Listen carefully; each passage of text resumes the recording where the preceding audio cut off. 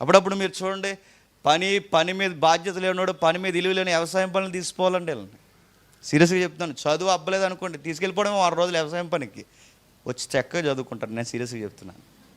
చాలా ఇంట్రెస్ట్ వస్తుంది చదువులో. మాటల్లోని పనిలో ఈడ్చేయడమే. బాబు బంగారం బుజ్జికని రారా రై నాడు కోతకెళ్దాం అన్నాడు. పనకొట్లోనే అన్నాడు. పనకొట్లు తెలుసా, మోపు ఎత్తేస్తారు. మిషన్ వచ్చింది కానీ ఇప్పుడు మొత్తం కట్టి ఎత్తి మొత్తం వ్యవసాయం అన్ని వర్కుల్లో కష్టమైన పని, ఎండకు మలమలా మాగిపోయేది వ్యవసాయం పని అండి. తీసుకెళ్ళాలి. అప్పుడప్పుడు పిల్లలు మాట వినకపోతే సరదా పంపించండి, ఏం పర్లేదు, తెలుస్తాయి. చేతులు ఎలా కొట్టుకుపోతాయో, మెడలు ఎలా కొట్టుకుపోతాయి అన్నీ తెలుస్తాయి. వీడికి అది అర్థమైంది, మనం కూలి పని చేయలేం.